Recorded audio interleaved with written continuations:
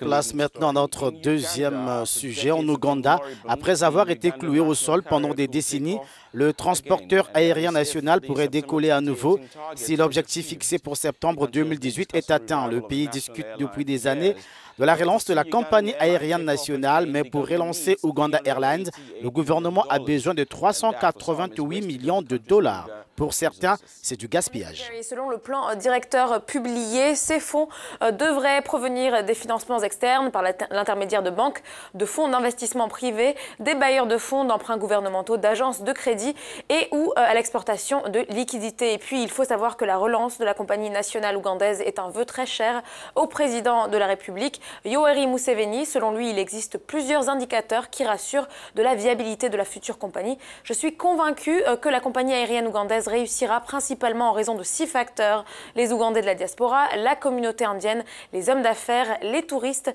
le trafic régional et les déplacements internes, a prophétisé donc le chef de l'État ougandais. Pour en parler dans le détail, ce matin, nous sommes en ligne avec Mike Mukula, pilote de formation et basé à Kampala, la capitale ougandaise. Monsieur Mukula, bonjour. Les experts ont donc proposé que la compagnie aérienne ougandaise prenne son envol en septembre, en septembre de cette année. Mais compte tenu du contexte actuel, ce calendrier n'est-il pas un petit peu trop ambitieux à votre avis? Naturellement, chaque pays enclavé doit examiner toutes les options de connectivité avec le monde extérieur. C'est le premier fait. Le second, c'est que la nécessité d'avoir une compagnie aérienne nationale est due au fait que nous sommes des pays enclavés et l'Afrique est une région en pleine expansion.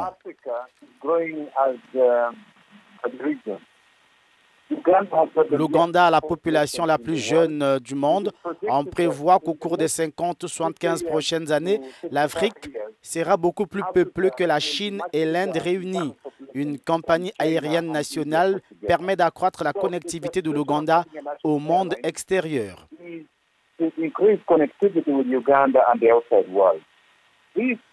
Cela ne peut se faire qu'en ayant une connectivité efficace par voie aérienne pendant que nous renforçons les capacités en termes de transport terrestre, les routes et le chemin de fer. Mais la première préoccupation est le transport aérien et l'Ouganda a lancé un ambitieux programme de développement d'un transporteur aérien national qui va déjà s'appeler Uganda Airlines. Ça va être révisé. Les avions voleront selon les projections au 4e trimestre parce que le cabinet a déjà approuvé les principes fondamentaux.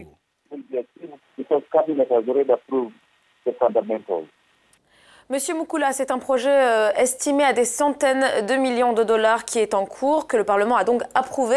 Pourtant, l'Ouganda a la réputation d'être un pays corrompu avec un mauvais système de gestion des fonds, sans compter l'absence d'un marché local qui permettrait finalement d'assurer des revenus réguliers.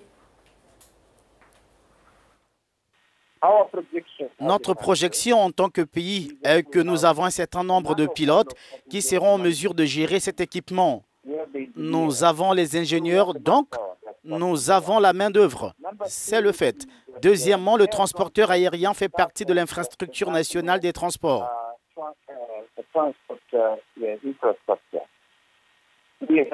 Nous sommes déjà au stade de la reconstruction et de la rénovation de l'aéroport d'Entebbe et cela va nous coûter un peu plus de 360 millions de dollars américains. Donc, en ce qui concerne les domaines que vous avez mentionnés, par exemple la corruption, nous ne devrions pas pouvoir craindre la corruption parce que ce que nous devons faire, c'est la maîtriser. Elle existe partout dans le monde.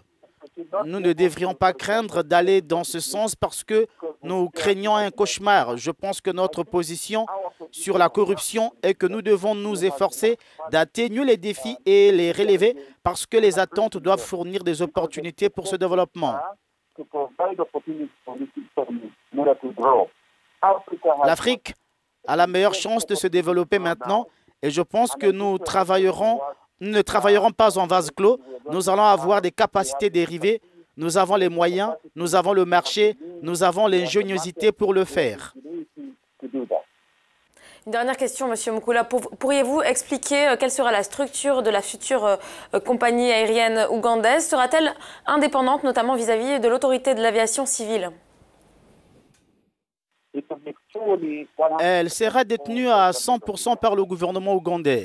Mais après 2 ou 4 ans, lorsque la société aura enregistré des bénéfices, elle pourra placer une partie des actions en bourse afin que les personnes privées puissent être invitées à participer à la croissance et à l'expansion de la société en achetant des actions.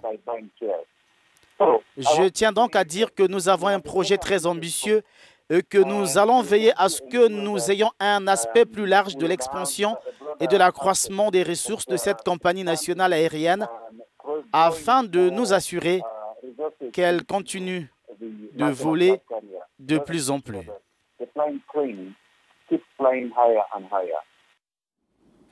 Merci à vous pour ce décryptage, Mike Mukula. Mike Mukula qui est donc pilote, qui est basé à Kampala, la capitale ougandaise. Merci à vous.